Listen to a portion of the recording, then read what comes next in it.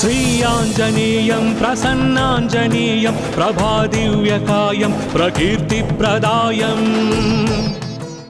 నమస్కారం, welcome to Suman TV. నేను Gitanjali. Mantralayam tour లో ఉన్నానండి. ఇవాళ రెండవ రోజు.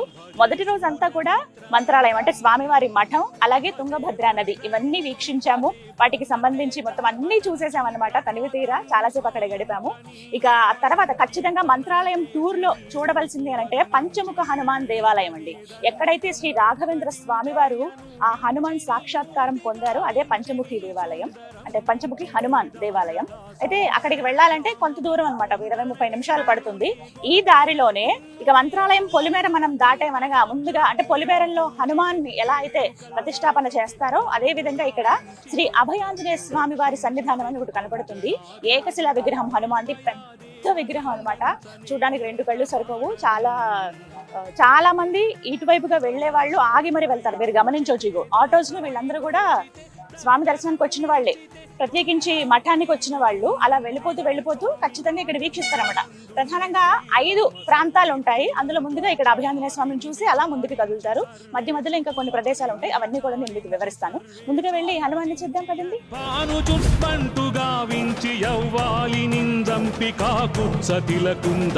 దృష్టి వీక్షించి కిష్కిందకే తెంచి శ్రీరామ కార్యార్థమై లంకకే తెంచియుం లంకిణిం జంపియుం లంకనుంగాల్చియుం భూమి జంజూసి ఆనందము పొంగ ఆ ఉంగరం విచ్చి ఆ రత్నముం తెచ్చి శ్రీరాముకున్నిచ్చి సంతోషులం చేసి సుగ్రీవుడ అంగద జాంబవంతాది నీలాదులంగూడి ఆ సేతువుం దాటి వానరామూక పెన్మూకలై దైతులం. పెద్ద విగ్రహం ఉంది. ఇలా పైకెత్తి తల చూడాల్సిందే, చాలా బాగుంది. ప్రదక్షిణ చేయడానికి వీలుగా ఇలా మార్గం ఉందన్నమాట, చెయ్యొచ్చు. అభిషేకాలు చేస్తారు స్వామికి అప్పుడప్పుడు. అంటే ఒకసారి ఇక్కడ చూడొచ్చు, స్టెప్స్ ఉన్నాయి ఇక్కడ నుంచి వెళ్ళటానికి. ముందుగా ఎంత పెద్ద విగ్రహం ఉన్నా పూజలు అవి చేసేవి చిన్న విగ్రహానికి చేస్తారు కదా, అలా మనకు చిన్న విగ్రహం కనబడుతుంది. ఇక ఆ తర్వాత నుంచి చూసుకుంటే ఇక్కడి నుంచి అలా నెమ్మదిగా నడుచుకుంటూ ప్రదక్షిణ చేసుకుంటూ చుట్టూ అసలు ఎంత బాగుందో, ప్రశాంతమైన వాతావరణంలో ఆ హనుమాన్ అలా ప్రతిష్ఠించారండి. బాగున్నారు. తోటలే వెనకాలంతా. వచ్చి పట్టాభిషేకంబు చేయించి సీతామహాదేవి నిందెచ్చి శ్రీరాముకున్నిచ్చినంతన్నయోధ్యకున్ వచ్చి పట్టాభిషేకంబు సంరంభమయ్యున్న నీ కన్న నాకెవ్వరుంగూర్ని లేరంచు మన్నించినన్ శ్రీరామ భక్తి ప్రశస్తంబుగా నిన్ను నీ నామ సంకీర్తనల్ చేసితే పాపముల్ బాయునే భయములుందీరునే భాగ్యముల్ కల్గునే. స్వామి ఎంత బాగున్నారో కదా. మొత్తం 32 అడుగుల మహా హనుమాన్. ఎంత బాగున్నారంటే ఈ పేరు కూడా అభయాంజనేయ స్వామి, అంటే అభయం ఇస్తూ ఆయన చెయ్యి ఇలా కనబడుతుంది చూసారు కదా, రక్షణ, నేనున్నాను మీకు అని చెప్పి ఒక ధైర్యం చెప్పే రూపమే కదా హనుమాన్. మనకి ఎంత భయం వేసినా ఏం జరిగిన వెంటనే తలుచుకునేది హనుమాన్నే కదా. అలా చూడొచ్చు ఆయన రూపం. ఒకవైపు గదని అలా విశ్రాంతి, అలా గదని అలా పెట్టారు, మరో చేతితో ఇలా మనల్ని దీవిస్తున్నారు. చాలా నీట్ గా చెక్కారండి. ఇదంతా కూడా ఏకశిలనే, 32 అడుగులు మొత్తం ఒకటే బండని అలా మలిచారనమాట. ఆ వెనకాలంతా చూసారా, దానికి ఇలా పలకలాగా మన ఫొటోస్ ఎలా చూస్తామో అలాగా సమాంతరంగా ఉంది. మిగతాదంతా పైన వరకు విగ్రహమేనమాట. అభిషేకాలు ఏమైనా చేయాల్సి వచ్చినప్పుడు ఆ పై దాకా వెళతారు. దానికి వెనకాల స్టెప్స్ అవన్నీ కూడా అరేంజ్ చేశారనమాట. అలా పైనుంచి అరేంజ్ చేస్తారు. 2021వ సంవత్సరంలో దీన్ని ప్రతిష్ఠించడం జరిగిందనమాట. ఇక పూజలు అలాంటివి ఏమైనా జరిగినా ఈ విగ్రహానికి చేస్తారనమాట. రాతి కృష్ణశిలతో తయారు చేసినటువంటి హనుమాన్ ఉన్నారు కదా, ఈ హనుమానికే మిగతా పూజలన్నీ సేమ్, 2 ఒకే మాదిరిగా ఉంటాయి. అంటే ఒక నమూనా అనుకోవచ్చు. ఇక్కడ ఎలా అయితే హనుమాన్ కనిపిస్తున్నారో అక్కడ కూడా అంతే. అలా మంత్రాలయం వస్తే మీరు ఎవరు మిస్ అవ్వద్దు, ఖచ్చితంగా రండి ప్రాంతానికి. పంచముఖి హనుమాన్ వెళ్లే దారిలోనే ఉంటుంది. కొంచెం మీరు జస్ట్ మంత్రాలయం బోర్డర్ దాటగానే మీకు ఆ కమాన్ ఉంటుంది. ఆ ఆర్చ్ పక్కనే శ్రీ అభయాంజనేయ స్వామి వారి సన్నిధానం అని రాసి ఉంటుంది. మీరు వచ్చి దర్శనం చేసుకోండి. జై హనుమాన్. నమస్తే నమస్తే నమస్తే నమస్తే నమస్తే నమస్తే నమస్తే నమో నమః.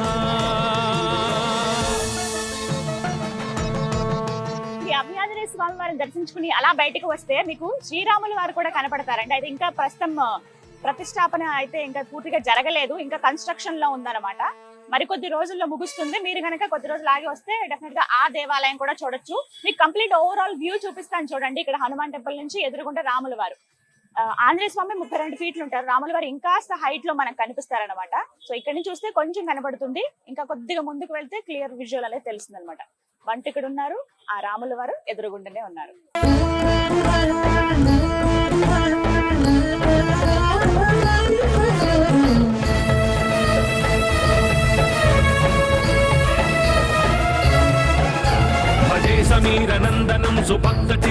మంత్రాలయం వచ్చినటువంటి ప్రతి భక్తుడు కూడా రాఘవేంద్ర స్వామి వారి బృందావనాన్ని దర్శించుకుని తర్వాత దారి తీసేది ఈ పంచముఖి ఆంజనేయ స్వామి వారి దేవాలయానికి. మరి ఇంకా వెళదామా రండి, అలాగే విశేషాలు కూడా తెలుసుకుందాం. సమీరనందనం సుభక్త చిత్తరంజనం దినేశ రూప భక్షకం సమస్త భక్త రక్షకం.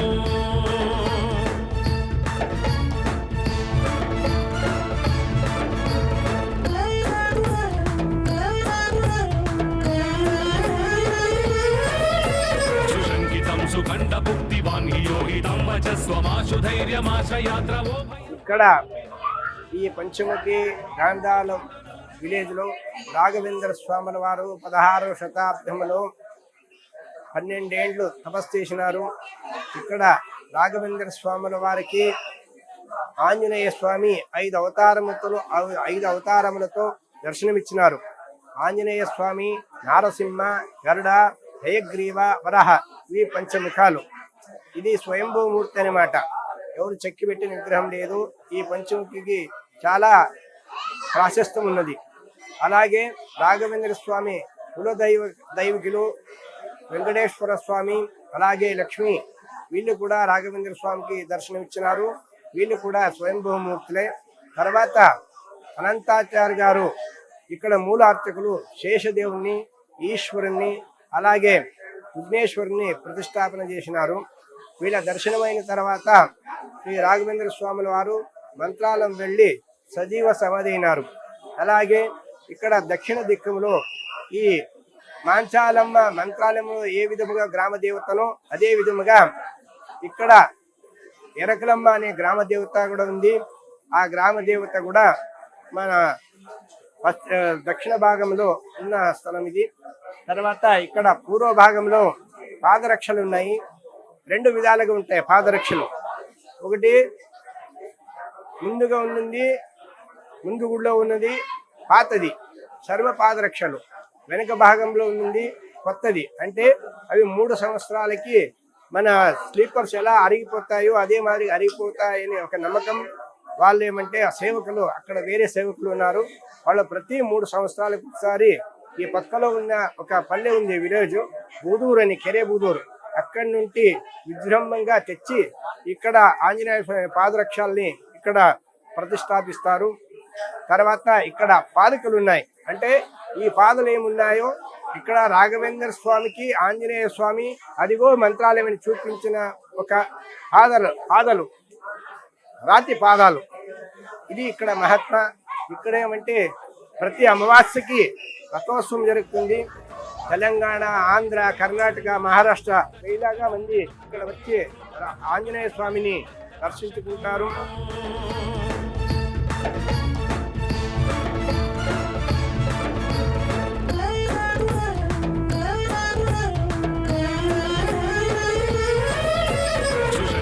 సుఖండ భుక్తివాన్ యోహితం వచస్వమాశు ధైర్యమాశ్రయాత్రవో భయం కదాపి న ఇతి ప్లవంగనాథ భాషితం నిశమ్మవానరాధినాథ ఆపశం తథా స రామదూత ఆశ్రయః.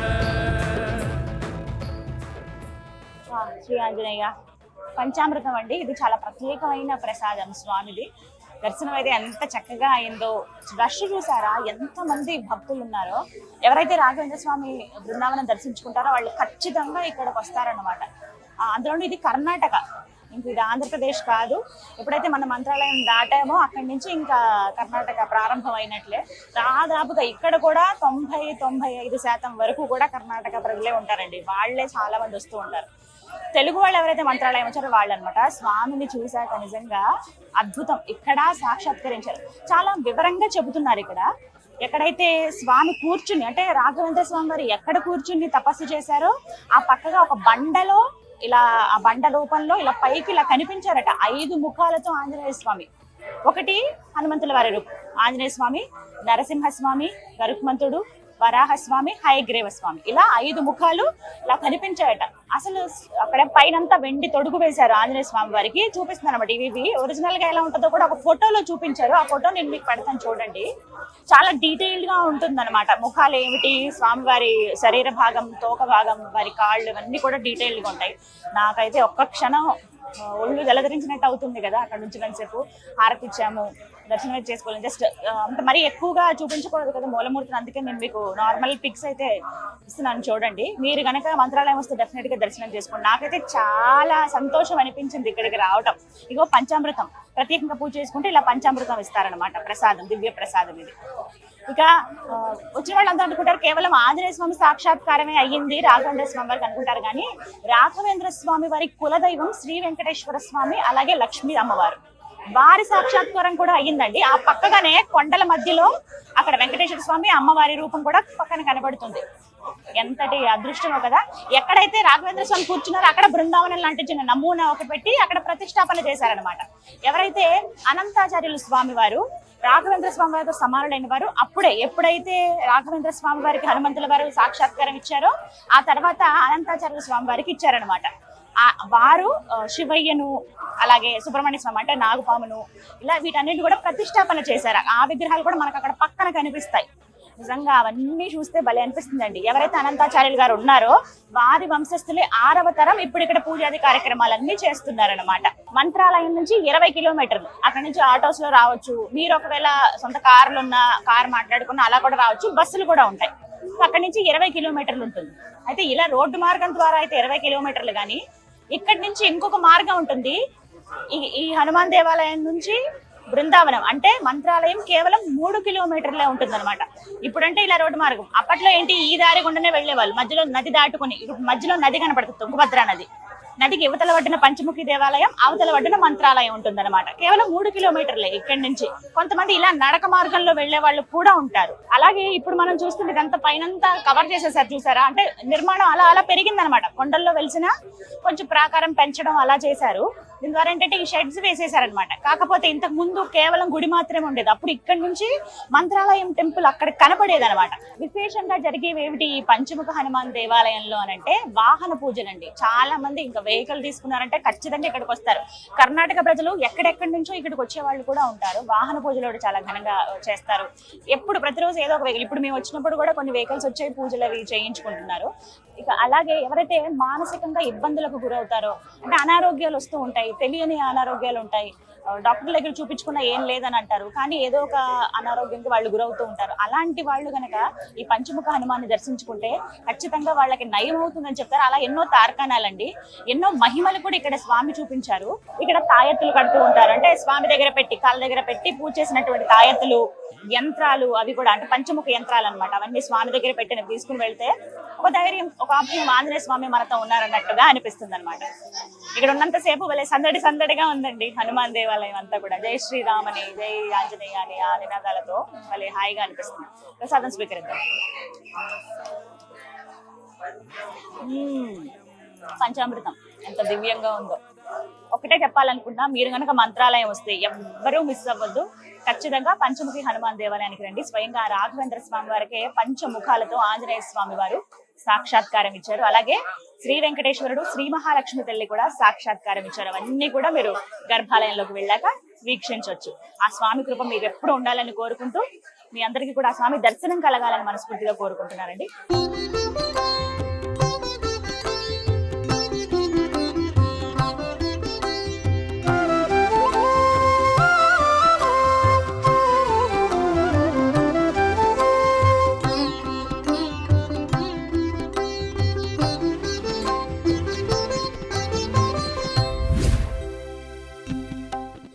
నేనున్నదైతే బిచ్చాలి గ్రామం అండి. ఇది కర్ణాటకకు చెందుతుంది, దాదాపు ఇంకా బార్డర్ అన్నమాట. ఇక్కడ ఏంటంటే చాలా ప్రత్యేకం, ఏకశిల బృందావనం ఇక్కడ మనం దర్శించుకోవచ్చు. అసలు ఈ ప్లేసే చాలా అద్భుతంగా ఉందండి. ఇక పక్కనే తుంగభద్ర నది అనమాట. ఇక్కడ చూస్తున్నారు కదా, అలా తెడ్డుల్లో వెళ్ళి విహరించవచ్చు. ఇక్కడ మరోవైపు ఏమో ఇక్కడ స్నానాలు చేస్తారు కొంతమంది, కొంచెం నీళ్లు ప్రోక్షణ చేసుకుని వెళ్తూ ఉంటారు. అంటే పవిత్ర నది కదా తుంగభద్ర, పక్కనే తలాపనే పారుగా ఉంటుంది. చాలా అద్భుతమైన ప్లేస్. మీరు మాత్రం మంత్రాలయం వస్తే ఖచ్చితంగా రండి. ఒకసారి మొత్తం మీకు అంటే విజువల్ చూపిస్తాను చూడండి.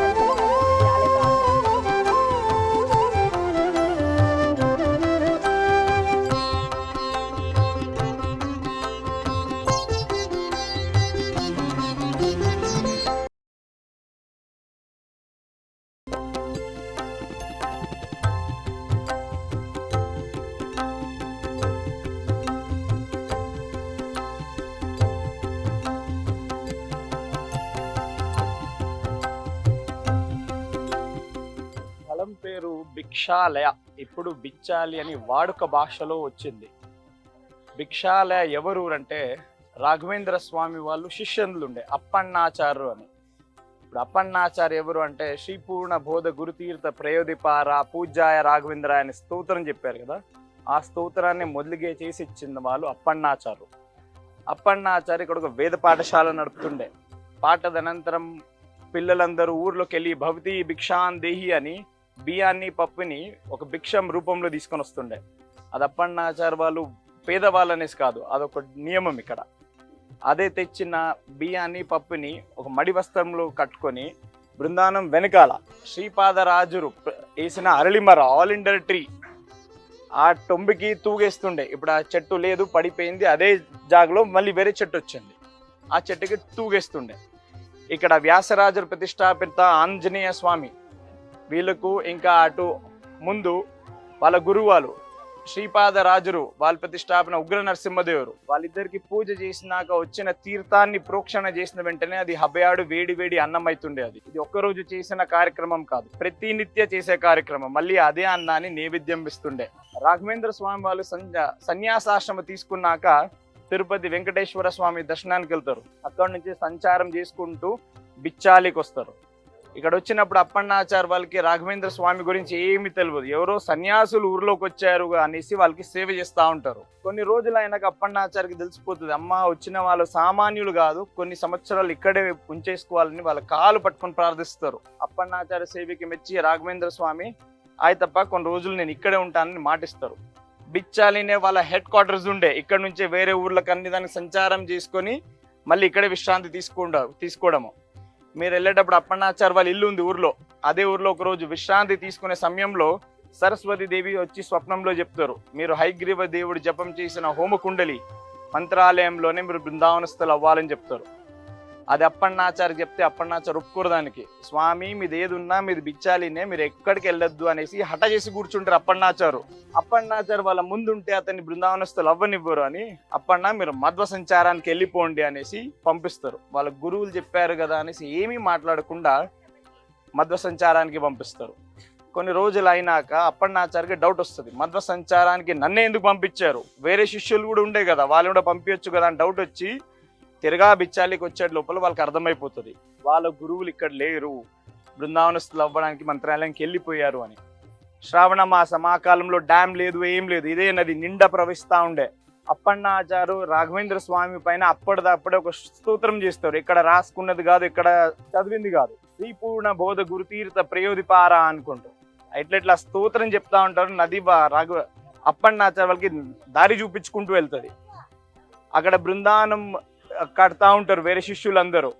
రాఘవేంద్ర స్వామి హయగ్రీవ దేవుడు జపం చేస్తూ ఉంటారు.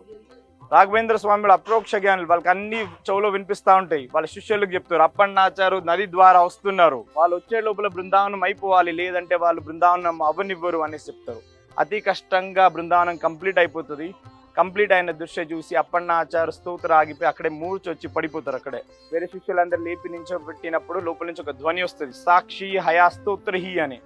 దాని అర్థం ఏంటంటే అప్పన్నాచారు చేసిన స్తోత్రానికి హయగ్రీవ దేవుడే సాక్షి అని. ఈ ఊర్లో అప్పన్నాచారు ఒకలైపోతారు.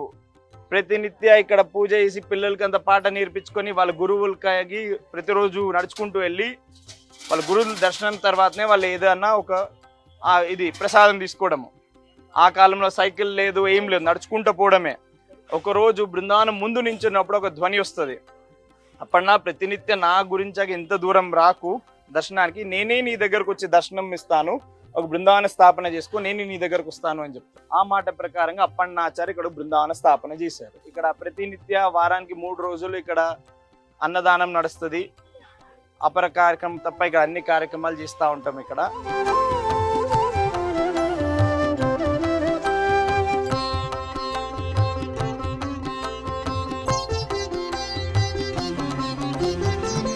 దర్శనం అయితే నేనైతే చక్కగా చేసుకున్నానండి. ఎంతమంది ఉన్నారో చూసారా. ఇవాళ ఆదివారం ఒకటి నేను వచ్చింది, అందులోనూ ఆదివారం రోజు చాలా మంది ఇలా వస్తారంట భక్తులు. శని ఆదివారాలు వీకెండ్స్ లో, అలాగే నార్మల్ డేస్ లో చూసుకున్నా కూడా ప్రతిరోజు వస్తూనే ఉంటారు. కానీ ఎక్కువగా ఉండేది ఈరోజే.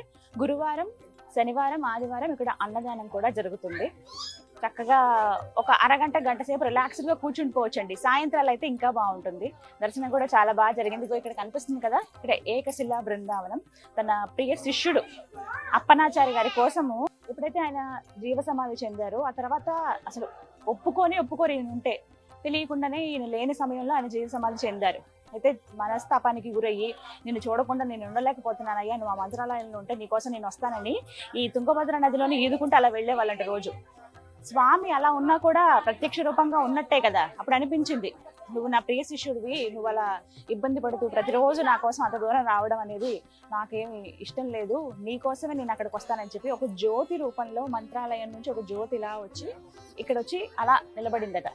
ఇంకేముంది, స్వామిని నా కోసమే వచ్చారు నా గురువు గారు అని చెప్పి ఎంతో సంతోషించి అప్పటి నుంచి ఇక్కడే ఆయన రాఘవేంద్ర స్వామి వారిని పూజించుకోవడం ప్రారంభించారట. అలా ఏకశిలతో ఒక బృందావనాన్ని ఏర్పాటు చేశారు. మనం చూస్తున్నటువంటి బృందావనం రాఘవేంద్ర స్వామి గారి ప్రియ శిష్యుడైన అప్పనాచారి గారు నిర్మించింది అనమాట. చాలా చక్కగా ఉంది కదా. మీరు మాత్రం మంత్రాలయం వస్తే మిస్ అవ్వకండి. ఇంకొకటి ఏంటంటే ఈ ప్రాంతాన్ని నాగలోకం అని కూడా అనేవాళ్ళు. విపరీతమైన సర్పాలు ఉండేవంటండి. ఆ తర్వాత ప్రతిష్టాపన చేశారు చాలా సర్ప విగ్రహాల్ని. మీరు వస్తున్నప్పుడే దిగువకి దిగాలి. ఇది అలా కింద దిగుతున్నప్పుడే ముందు విఘ్నేశ్వరుడు సుబ్రహ్మణ్య స్వామి నాగస్వామి మీకు అది కనిపించిన తర్వాత నాగపడగలతోటి ఆ తర్వాత పక్కగా రాగానే ఇలా మీకు ఒక స్తంభాల్లా కనిపిస్తాయి. అవంతా కూడా మొత్తం నాగ సర్పాలకు సంబంధించినవే ఉంటాయి. అన్ని దైవ సర్పాలకు సంబంధించినటువంటి శిలలు అనమాట అన్ని. ఆ తర్వాత సూర్యదేవుని దర్శించుకోవచ్చు. ఆ తర్వాత శివుడికి బయటనే గుడిలాగా ఏమి ఉండదు, బయటనే అభిషేకాలు అవి జరుగుతాయి అనమాట. శివలింగం ఉంటుంది, ముందు నందీశ్వరులు ఉంటారు. ఆ తర్వాత అలా ముందుగా వెనక్కి వస్తే ఇక్కడ మనకి చెట్టు నీడలోనే బృందావనం కనిపిస్తుంది అనమాట. తప్పకుండా వీక్షించండి ఈ ప్రాంతానికి. బృందావనికి వెనక భాగానే ఈ చెట్టు ఉంది చూసారా, ఇంతకు ముందు పెద్ద వృక్షం ఉండేది, ఆ చెట్టు పడిపోయింది. మళ్ళీ అదే ప్రాంతంలో మళ్ళీ ఇంకొక చెట్టు మొలిచింది, మహావృక్షం అయ్యింది. అది ఆ నీడనే ఇప్పుడు మనం చూస్తున్నాం కదా, ఇక్కడ బృందావనం ఉంటుంది. అటు పక్కగా వేప చెట్టు, ఇవన్నీ చాలా పచ్చగా ఉందండి. నది ఒడ్డునే కదా, సుభిక్షంగా కనపడుతుంది అనమాట ప్రాంతం అంతా. ఇక్కడ వీరికి చెందిన వాళ్ళు ట్రస్ట్ మెంబర్స్ వీళ్ళందరూ కూడా ఇక్కడే ఉంటారు. ఇక్కడ ఇంకొకటి ఏంటంటే ఈ క్షేత్రానికి మొత్తంగా ఈ ప్రాంతానికి క్షేత్రపాలకురాలిగా బిచ్చాలమ్మ అమ్మవారు ఉంటారండి. ఇలా కొంచెం మెట్లెక్కి పైకి వెళ్తే అమ్మవారిని కూడా దర్శించుకోవచ్చు.